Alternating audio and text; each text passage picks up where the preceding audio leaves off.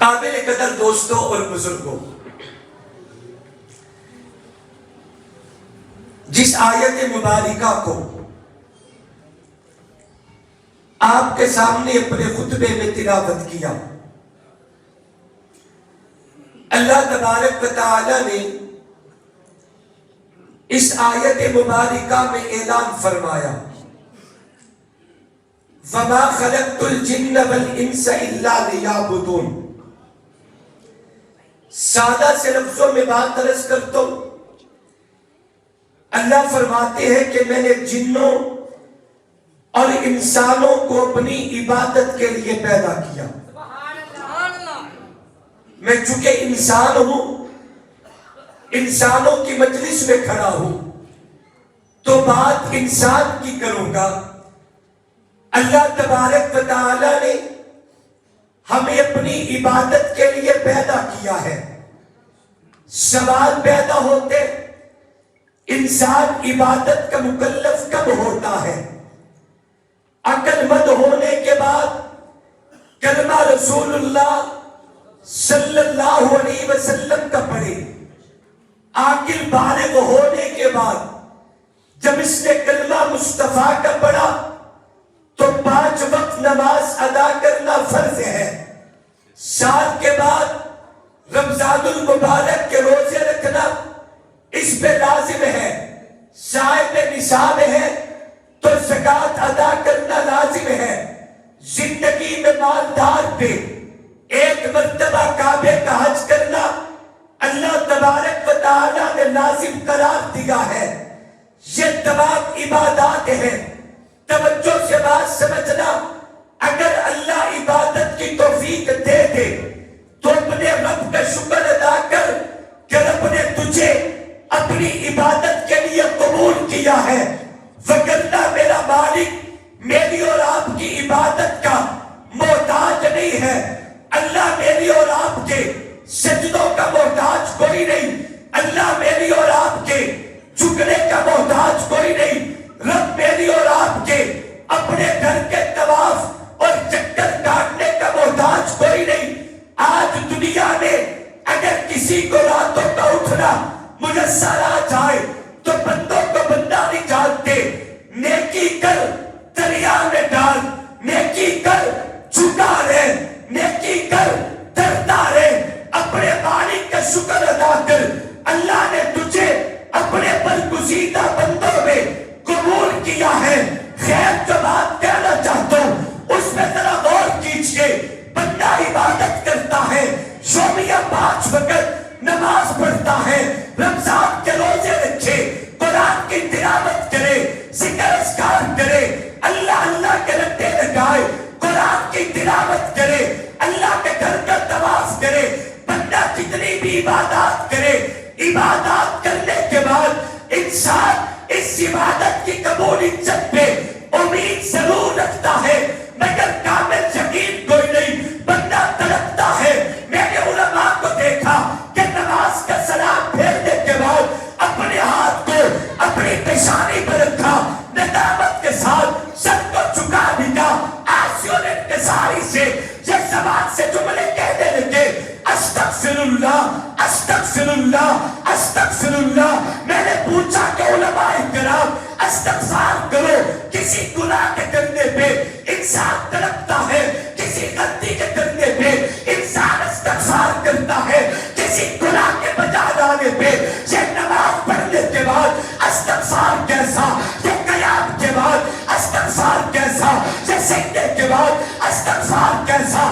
فرمایا کہ شادی ہمیں چاہیے یہ تھا ہم عبادت ایسے کریں جیسے اللہ کی شان ہے، ہم رب کی شان کے مطابق سجدہ نہیں کر سکے، ہم کمزور ہیں، ہم گنہگار ہیں، ہم اپنی کمزوری کے لائق اللہ کے حضور حاضری دے کے آئے، اپنی کمزوری پہ ہم ندامت کا سر جھکا کے بیٹھتے ہیں، استغفار کرتے ہیں۔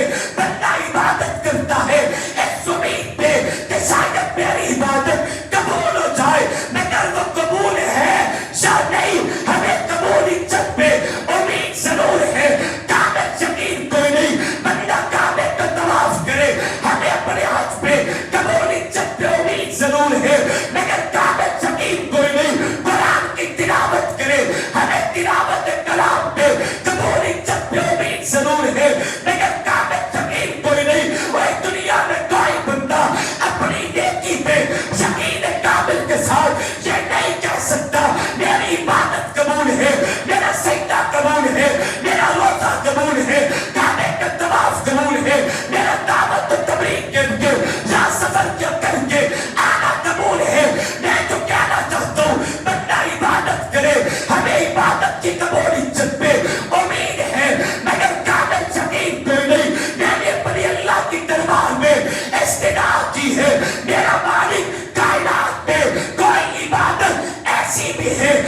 اس عبادت کے بعد یقین کامل ہو کہ ضرور قبول ہے، ضرور قبول ہے۔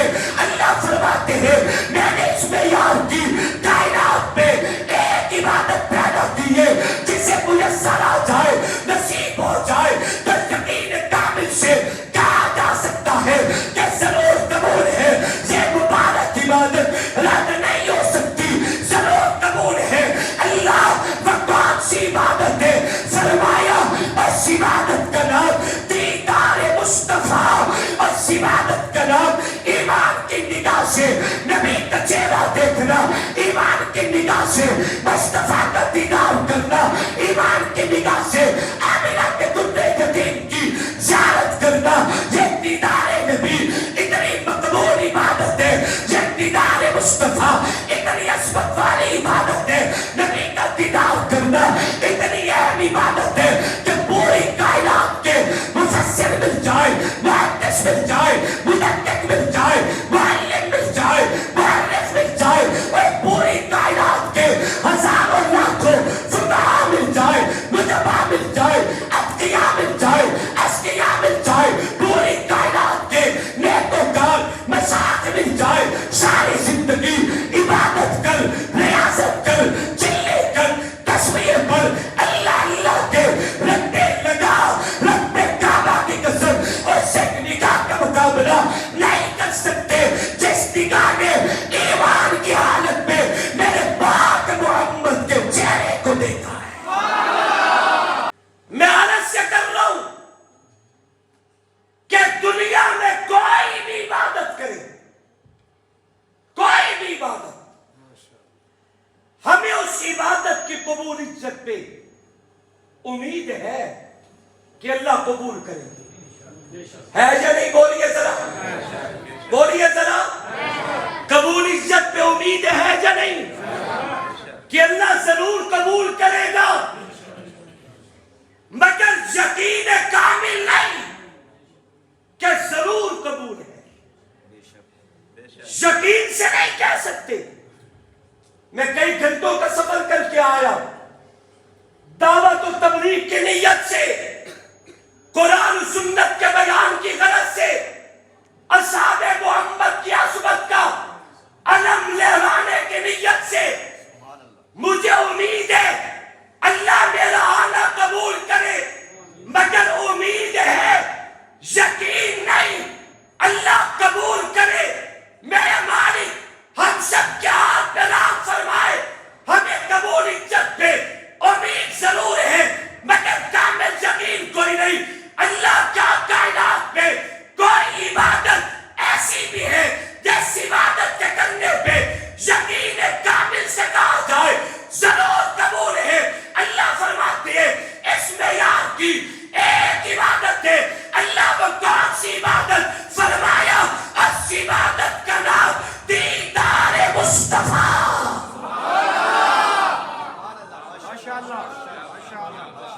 مصطفیٰ کا چہرہ دیکھنا۔ اچھا ایک جملہ کہتا ہوں، دل پر لکھو، ایمان کی حالت میں پاک پیغمبر کا چہرہ دیکھنا یہ اتنی مقبول عبادت ہے کہ اس ایک عبادت کی بنیاد پہ نبوت کا دیدار کرنے والوں کو اللہ پوری امت میں ممتاز کر دے۔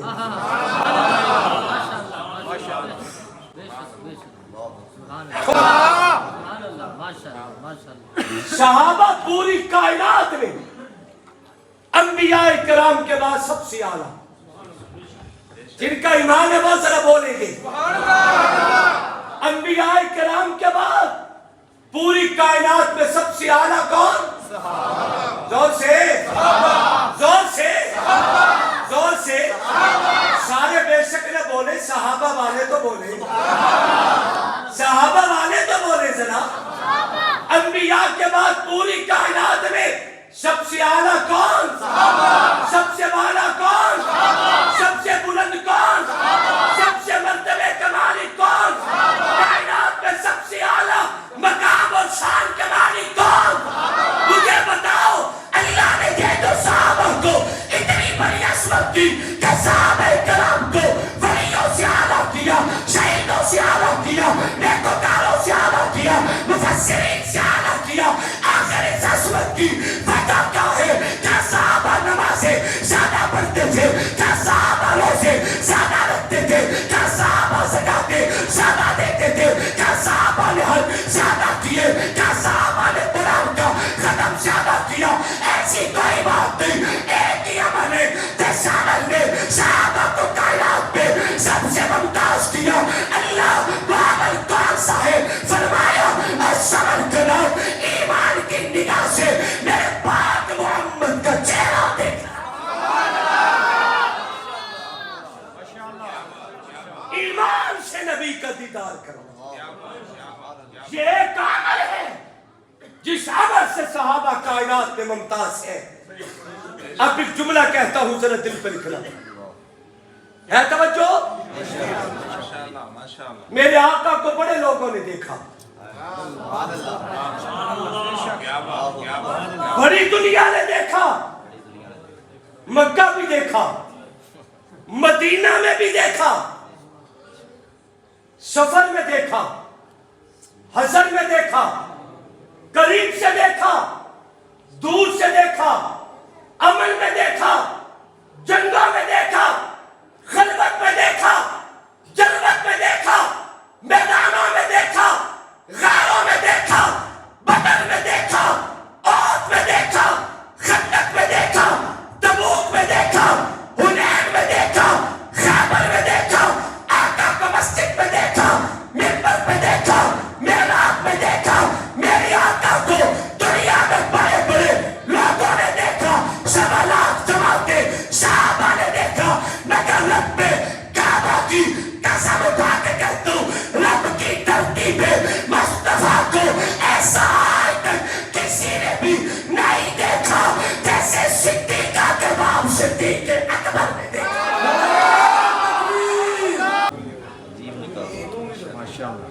بڑے بڑے لوگوں نے دیکھا. سمجھ کے بیٹھو, متوجہ ہو کے بیٹھو. بڑے بڑے لوگوں نے دیکھا, مگر خدا کی قسم ایسا کسی نے بھی نہیں دیکھا جیسے صدیقہ کے بعد صدیق اکبر نے دیکھا. اور ایسا بھی دھرتی پہ کسی نے نہیں دیکھا جیسے حسنین کے ابا جناب علی المرتضیٰ نے دیکھا.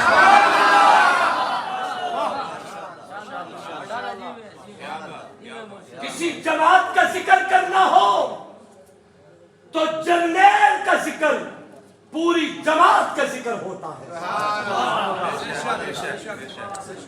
کسی قوم کا ذکر کرنا مقصود ہو تو سردار